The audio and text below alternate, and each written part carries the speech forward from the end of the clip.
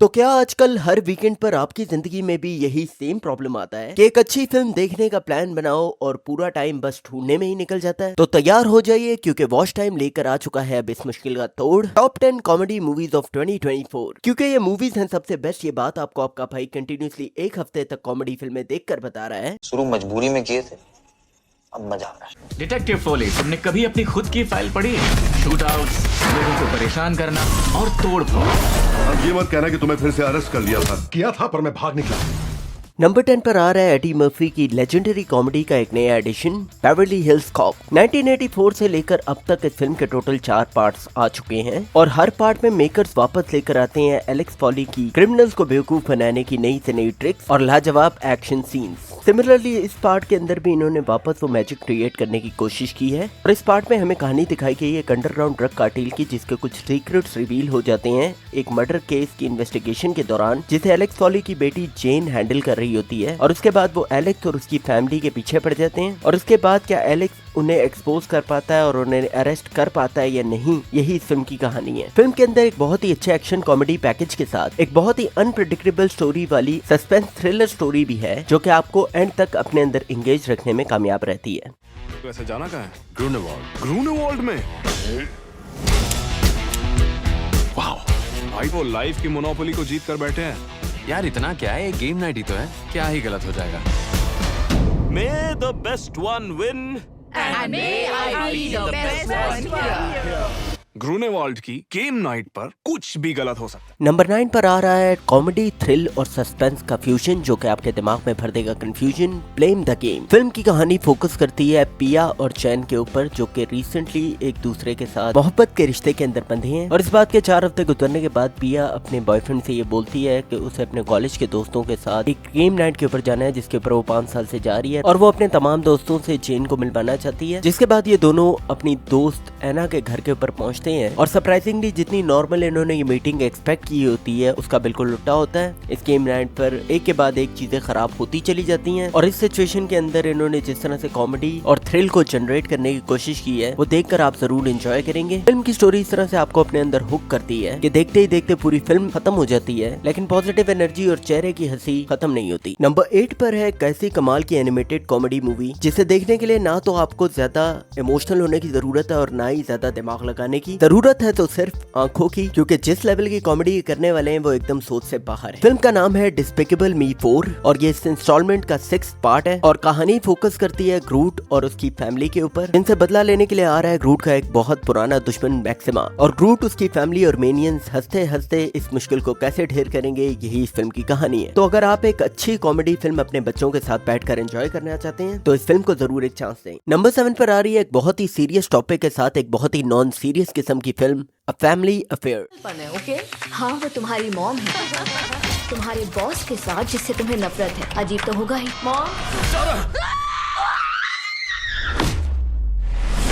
ज़रा, अगर सुन सकती हो तो मुझे किस फिल्म के लिए टीन चॉइस अवार्ड मिला था? फिल्म की कहानी फोकस करती है एक 21 साल की लड़की ज़ेरा पॉट के ऊपर, जिसका बॉस एक बहुत ही बड़ा मूवी स्टार है और वो अपने बॉस क्रिस को उसकी बकवास फिल्मों और बुरे एटीट्यूड की वजह से बिल्कुल पसंद नहीं करती। और लाइफ के गुजरते हुए धक्के मुक्कों के दौरान इसे ये बात पता चलती है कि इसके बॉस का अफेयर इसकी माँ के साथ हुआ हुआ है, जिसके बाद ये हर मुमकिन कोशिश करती है अपनी माँ को इस बुरे इंसान से बचाने के लिए। लेकिन स्टोरी में आगे क्या होता है अगर आपको बता दिया जाए तो फिल्म का पूरा सस्पेंस खत्म हो जाएगा। लेकिन एक चीज की गारंटी है कि जितनी अजीबो गरीब सिचुएशन है उतने ही कॉमेडिक तरीके से फिल्म के अंदर इसे प्रेजेंट किया गया है और एक्टर्स की परफॉर्मेंस इतनी अच्छी है कि इस फिल्म को देखने के दौरान हंसी, एम्बैरेसमेंट, गुस्सा और प्यार तीनों चीजें फील होती हैं। और नंबर 6 पर आ रही है नेटफ्लिक्स की एक दिमाग को फ्रेश कर देने वाली light hearted comedy, mother of the bride. Film की कहानी फोकस करती है बेसिकली एक डॉक्टर की जिंदगी के ऊपर जिसका नाम है लूना, जिसकी बेटी एमा की बहुत ही जल्द शादी होने वाली है और शादी के मेन इवेंट से कुछ दिन पहले वो मिलने के लिए जाती है अपनी बेटी के होने वाले हस्बैंड से और उस पर इस बात का इंकशाफ होता है कि उसकी बेटी का होने वाला हस्बैंड दरअसल उसके एक्स बॉयफ्रेंड का बेटा है। और उसके बाद वो पूरी कोशिश करती है कि इस वेडिंग में कम से कम उसकी तरफ से कोई भी प्रॉब्लम ना हो, लेकिन चीजें फिसल कर उसके हाथ से कितनी दूर निकल जाती हैं, इसी पर ये पूरी फिल्म बनाई गई है। फिल्म के अंदर है बहुत सारे रोमांस के साथ आपके दिल को खुश करने वाली लाइट हार्टेड कॉमेडी, जिसे देखकर आपका मूड एब्सोल्युटली फ्रेश हो जाता है। नंबर 5 की मूवी है स्पेशली उन लोगों के लिए जो कि मानते हैं कि इस दुनिया के अंदर कुछ भी इम्पॉसिबल नहीं। फिल्म का नाम है स्पेस कैडेट और इसकी कहानी फोकस करती है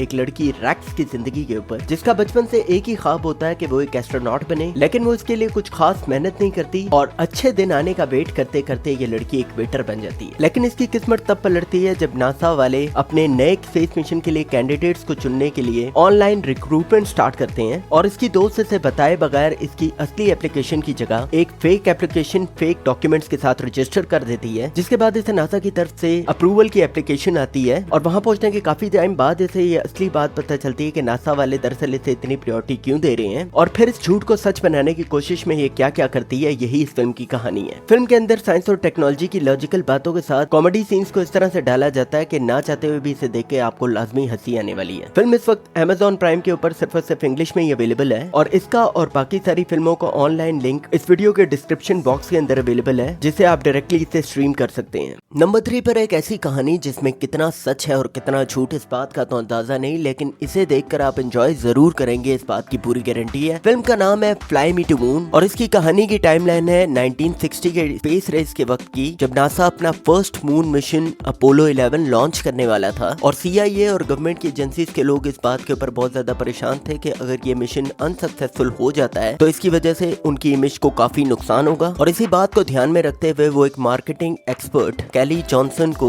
अपॉइंट करते हैं। इसका काम पब्लिक की नजरों में नासा के इमेज को बेहतर बनाना होता है। उनके साथ आपको इस फिल्म के अंदर दिखाई देंगे नासा के हेड के रोल के अंदर मिंग टैटम जो कि कोल डेविस का रोल कर रहे हैं और पूरी फिल्म दो ऐसे इंसानों के ऊपर बेस्ड है, जिसमें से एक अपने झूठ को सच साबित करने की पूरी कोशिश कर रहा है और दूसरा अपनी सच्चाई के लिए इतना ज्यादा मजबूत है कि उसे आसमान की बुलंदियों से बाहर लेकर जाना चाहता है और इन्हीं दो स्कूल ऑफ थॉट्स को ये फिल्म बहुत क्लोजली दिखाती है। अब क्या ये इस मिशन को फेक करते हैं या फिर मून पर जाने के लिए कामयाब होते हैं, ये तो आपको फिल्म देखकर ही पता चलेगा, लेकिन फिल्म के अंदर एक्टर्स की परफॉर्मेंस से लेकर इसकी आर्ट डायरेक्शन और सिनेमेटोग्राफी आपको अपनी थीम को 100% दिखाने में कामयाब रहती है। नंबर 2 पर आ रही है स्पाई एक्शन से भरी हुई एक dynamic action comedy my spy the external city. Film की कहानी इसी सीरीज की फर्स्ट पार्ट को आगे कंटिन्यू करती है, जिसमें हमें ये दिखाया जाता है कि जेजे अब CIA के ऑपरेशंस छोड़कर ऑफिशियली अपनी गोद ली हुई बेटी सूफिया का स्टेप डैड बनकर उसकी देखभाल कर रहा है और जो बच्ची उसे बचपन में बहुत ज्यादा कूल और अपना रोल मॉडल समझा करती थी, बड़े होने के बाद वही सारी चीजें उसे बॉदर करना शुरू कर देती हैं और अपनी स्टेप डॉटर सूफिया का अटेंशन ग्रैब करने के लिए ये उसके साथ स्कूल के क्वाइट टूर के ऊपर रोम जाता है, लेकिन वहां पर जेजे की फैमिली के ऊपर हमला कर देता है इसका पुराना राइवल जो कि CIA के ऑपरेशंस के टाइम से इसका बहुत पुराना दुश्मन था। और फिर क्या ये अपनी बेटी और स्कूल के बच्चों को बचा पाता है या नहीं, यही इस फिल्म का सस्पेंस है। फिल्म के अंदर अच्छे एक्शन सीक्वेंसेस के साथ एकदम रियलिस्टिक कॉमेडी सिचुएशंस हैं जो कि इस फिल्म को देखने का एक्सपीरियंस एकदम कमाल का बना देती हैं। और नंबर 1 पर आ रही है साल की सबसे super hit R-rated action movie, घुटनों में से जान निकाल देने वाला एक्शन और 1.28 बिलियन के बॉक्स ऑफिस कलेक्शन के साथ डेडपूल एंड वुल्वरीन। फिल्म की कहानी बेसिकली नरेट की गई है डेडपूल के उस कांड के बाद जब वो पास्ट के अंदर जाकर अपने लव इंटरेस्ट और अपने दोस्तों की जिंदगी बचा लेता है और साथ ही साथ अपने सारे वेरिएंट्स को भी मार देता है और अपनी टाइमलाइन के अंदर वो एक नॉर्मल सा आदमी बनकर बहुत ही खुशी से अपनी जिंदगी गुजार रहा होता है कि TVA की अथॉरिटीज उसे अरेस्ट कर अपने ऑफिस के अंदर लेकर आती हैं और उसे ये बताती हैं कि बहुत ही जल्द उसकी टाइमलाइन खत्म होने वाली है और उसके सारे दोस्तों की जिंदगी उसके साथ ही खत्म हो जाएगी। और उनसे बात करने के दौरान डेडपूल को ये पता चलता है कि अपनी टाइमलाइन को बचाने के लिए बेसिकली उसे वुल्वरीन की जरूरत पड़ेगी, जिसके बाद वो हर एक टाइमलाइन के अंदर जाकर वुल्वरीन को अपने साथ लाने की कोशिश करता है। और क्या डेडपूल अपनी यूनिवर्स को बचा पाता है या नहीं, इसी पर यह पूरी कहानी बेस्ड करती है। फिल्म के अंदर आपको देखने के लिए मिलेगी कानों से धुआं निकाल देने वाली R-rated कॉमेडी और खून खराबे और शोर शराबे से भरे हुए एक्शन सीक्वेंसेस जो कि इस फिल्म को best of the best experience बनाते हैं। हाँ, तो बनाते रहिए अपना वॉच टाइम और खुशियों के सफर को इसी तरह जारी रखिए। मैं मिलता हूँ आपसे नेक्स्ट वीडियो में। खुदा हाफिज।